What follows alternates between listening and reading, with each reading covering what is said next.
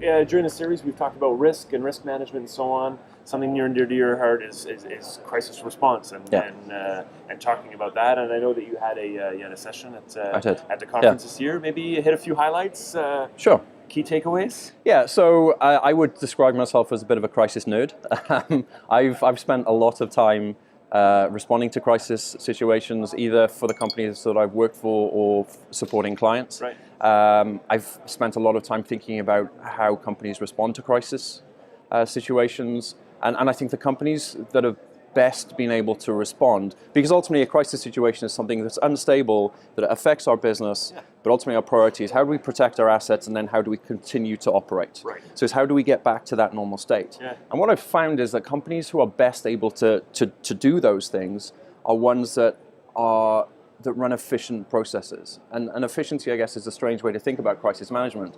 But ultimately, if we have an efficient process, it makes our response easier. Yeah. So the session I ran yesterday was about scoring a crisis response. And it talks about a project I was running for a client trying to develop a scoring matrix for a crisis. Okay. And ultimately what we found was it's really difficult to do that, but that led to a much bigger discussion around how do we create a much more efficient process. And I don't know if you're familiar with John Boyd's OODA loop. A little bit. Okay.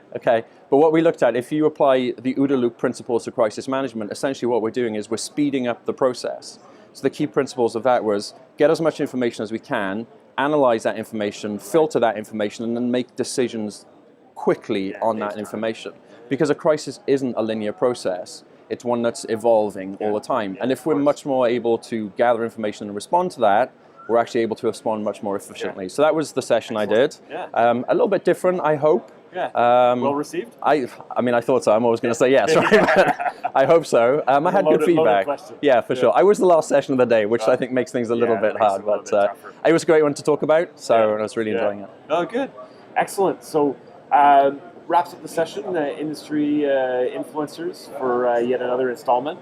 And thank you very much, James. Thanks for having me. Great to see you again. Joining us. Thanks very much. So I mean, we touched on ASIS UK's YP program, networking, mentoring, so on key items, understanding the security industry, and of course wrapping it up with a real sort of operational topic of crisis response. Thank you very much.